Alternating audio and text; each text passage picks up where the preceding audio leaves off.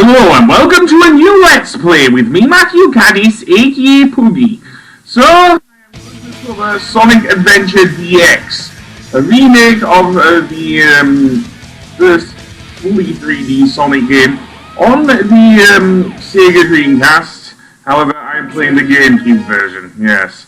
The reason why I'm not doing the HD version is because the PlayStation 3, which I had it on, is pretty much, well, dead. Yes, so I'm playing the version. I was thinking of doing the original Dreamcast, never mind. Anyway, we actually have 6 characters we can actually play with here. However, I'm going to start with the blue blur himself, Sonic the Hedgehog.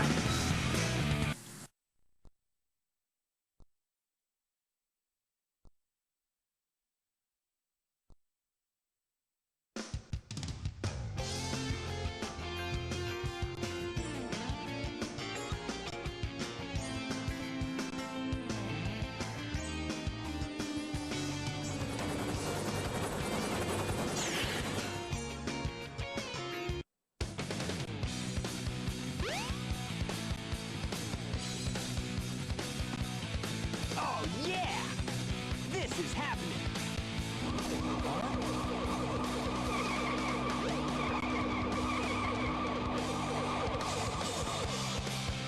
What's up?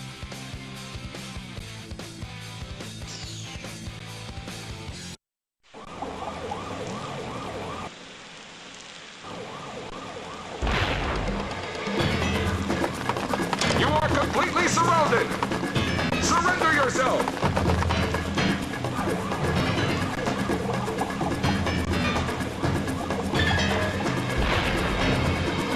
Lock on target, men! Ready? Fire!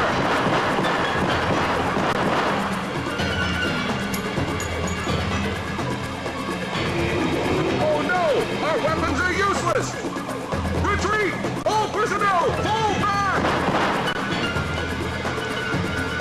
Oh yeah! This could be fun!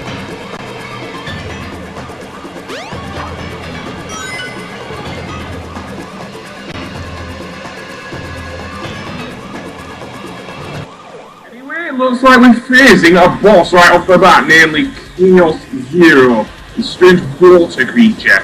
Basically, all you have to do is use the homing attack by pressing the A button twice on the thing, or the X button if you're playing it with the PS3. He only takes 3 hits, does Chaos, and what he will do is he will attack you with his stretchy arms. On his 3rd hit, he will actually try and attack you from those things, but it doesn't seem like he's that tough. However, yeah. This is a video game after all. Things will get tougher, but I do mean that.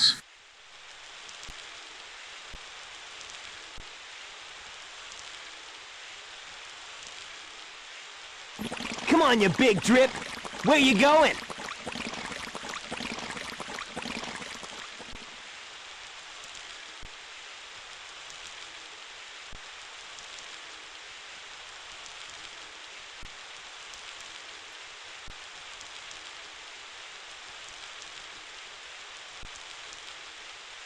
You know nothing, fool! It's Chaos, the god of destruction! Ha ha ha ha ha ha ha ha ha!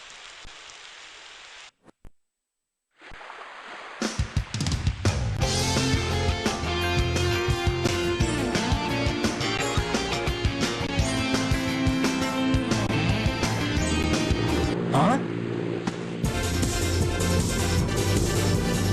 What? Tails? Watch out! You're gonna crash! Ah!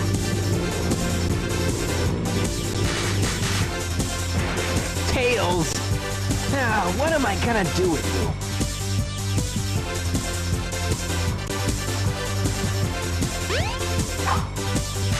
Oh yeah, Sonic Adventure is the first fully 3D Sonic game. I already said that. Sonic can jump, he can do the homing attack, or also known as an air dash, as I like to call it as well, because there are no enemies around. He can also do the spin dash. Anyway, we can see that Tails can't control his thing. his plane, yeah. Anyway, welcome to the first action stage in the game, Emerald Coast, and probably the most iconic level of the game. Not just for its soundtrack, both its songs, although the first song we hear here, Azure Blue World, is probably the more famous of the two. So yeah. And I can honestly say this is an honest-to-goodness decent Sonic game. Yes, of course, I am playing Sonic himself. As for obstacles, well, aside from the some of the returning badniks, and yes, there are badniks in this game. There are also there are these giant orca whales, and one of which will chase you down here. Yes, another famous segment of the game is this bit. Again, at least Sonic doesn't have to ride his head like in Sonic 06, so at least that's something. So yeah, but it is what it is. Sonic can also homing attack springs as well. It was pretty good, pretty on point if you ask me. Never have I thought Sonic's controls were bad in any way in Sonic Adventure. Either version, the Dreamcast or the GameCube, or indeed the HD version that I've played as well. So yeah, Sonic can run along walls as well without too much trouble, so long as he has plenty of momentum. Also returning are the speed shields from the 2D games, and unlike normally where in the, say, on the Mega Drive, it would just speed up the song, it has its own little jingle here. So yeah. As you can't tell, I actually do like Sonic Adventure. Maybe not as much as its sequel Sonic Adventure 2, but yeah, I do like this game. And the gameplay is split up into, well, many different styles, but there are two specific areas which I will go over. The action stages, which are the normal levels, and the adventure fields, which I will get to in a moment. We haven't seen too much of that, but we will do. Also, Sonic can jump off these panels just by pressing the A button. If he stays too long on them, however, he will fall off. So yeah, and as for these annoying monkey badniks, known as Ukigis apparently, they will throw bombs at you, so be careful. And bombs in Sonic Adventure can definitely hit you from a wide range. So yeah, we even get to see some dolphins there. Wonder if one of them is Echo the Dolphin. Anyway, that being said, we have caught up with Tails and the wreck of the tornado, it seems. So yeah, so why was Tails flying his plane out here? I don't know. It looks like a mess. Hey Sonic! Long time no see, huh? I'm just glad you're okay. What happened anyway? You're too good of a pilot to just crash like that. That was a test run using a new prototype propulsion system. It's got a few bugs to iron out. Why not just use my plane, the Tornado? Thanks, but you gotta check out my newest power supply. Ta-da! Whoa! A Chaos Emerald! Yep, I just happened to find one of the Southern Emeralds during one of my test flights. This thing's got unlimited power, you know. So I figured, why not use it to power my plane? Supercharged! You've gotta come over to my workshop, Sonic. I've got something I've gotta show you. It's in the Mystic Ruin. The fastest way is by train. Let's go!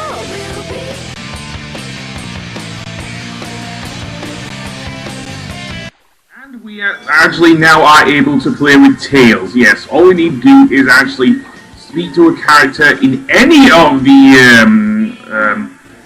adventure fields during a cutscene, and we automatically get to unlock their story. So yeah, and speaking of, this is an example, of one of the adventure fields, namely Station Square, which is the pretty much the area where most of this story will take place. I say most. Large city area. And it's actually quite fun to explore, even if it is a little minimal compared to, say, something like, well, Sonic 06, but then At least he doesn't have the same problem 06 would have. So yeah, now if we go over here to the train station and get on the train, that will take us to Mystic Ruins, the second of the adventure fields. And this one I absolutely love to run around in with Sonic. Yes, because it is wide open and I love it. So up this hill is where Tails' workshop is. If it isn't Sonic! Look, it's a giant talking egg. Silence! I am Dr. Robotnik, the greatest scientific genius in the world! Whatever you say, Eggman. Enough! I've got big plans, and now I'm gonna put them to work! You're always up to no good. Now what do you want? I want all of the Chaos Emeralds! Better not interfere, or else! Or else what, you big loser? Or else I'll take them from you by force! The hard way!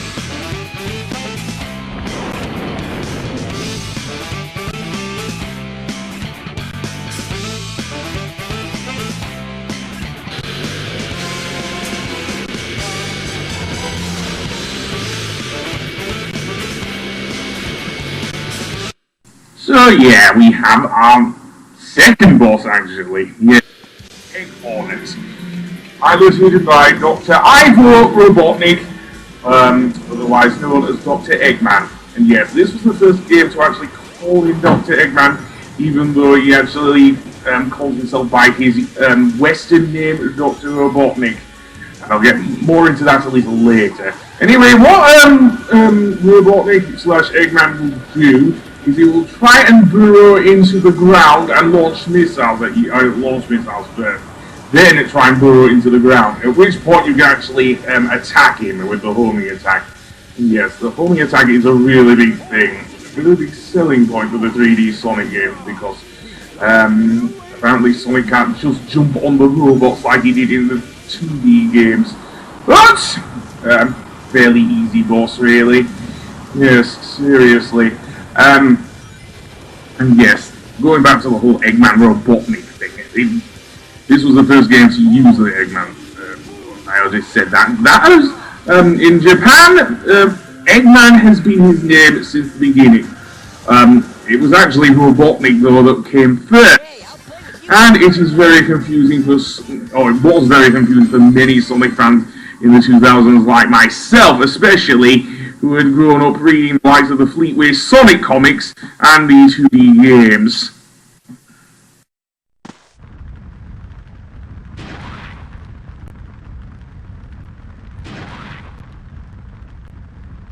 Well, that wasn't so hard. Aha! Oh no!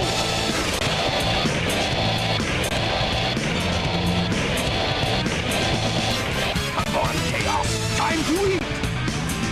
Chaos?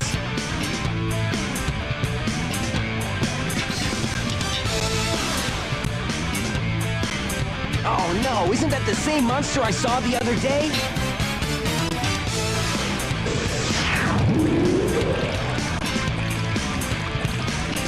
Oh, yes! It's just as the stone tablets predicted! His strength increases every time I feed him a Chaos Emerald! With all 7 emeralds in him, he'll be invincible! And work for me! Together, we'll destroy Station Square! And on its ruins, I'll build Robotnikland, the ultimate city, where I will rule it all! Come on, Chaos! Let's find another emerald, shall we?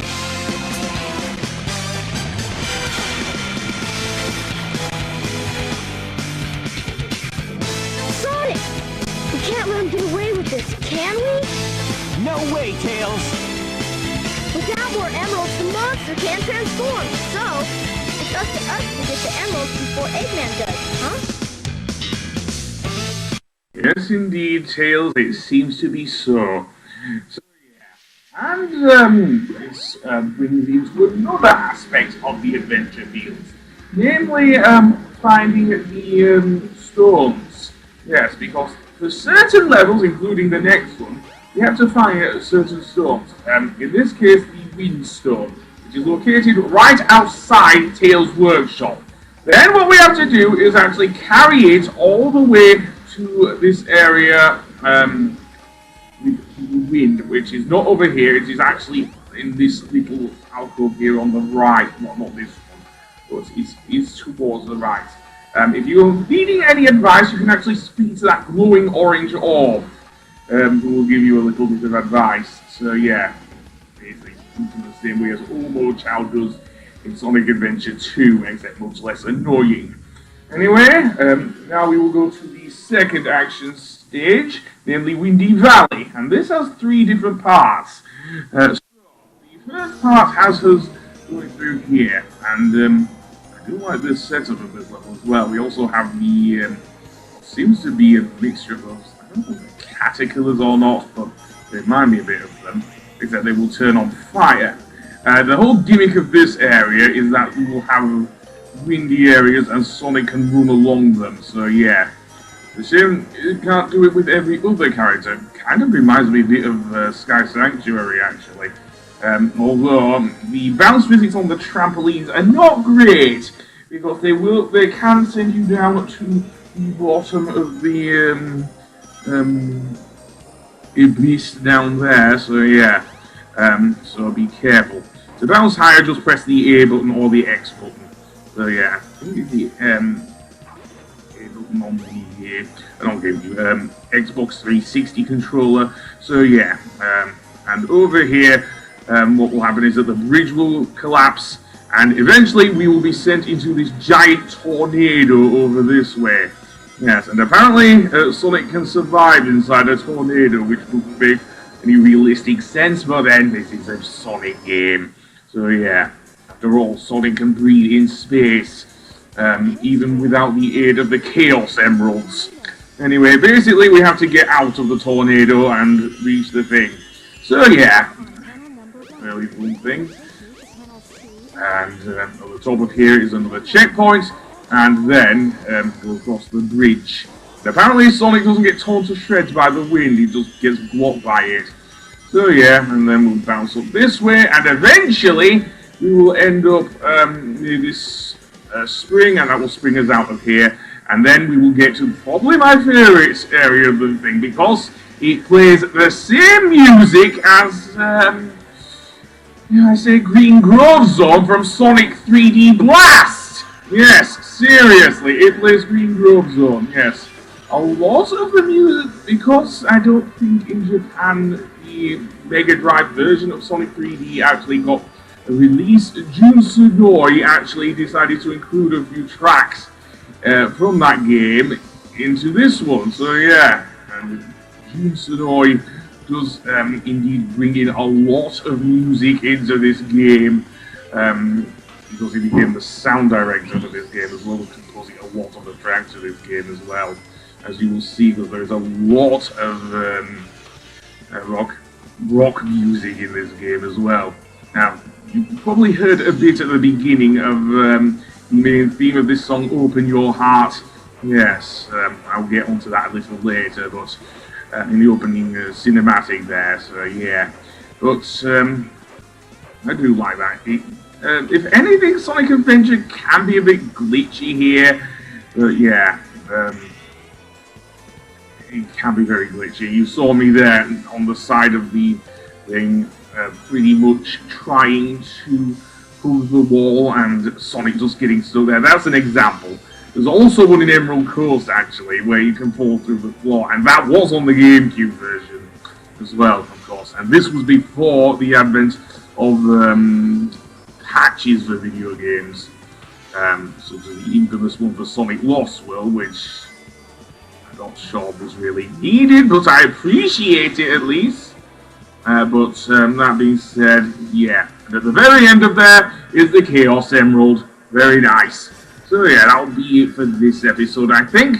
On the next episode, we are going to do a bit of underage gambling, if you know what I mean. So until then, I will see you later. Goodbye!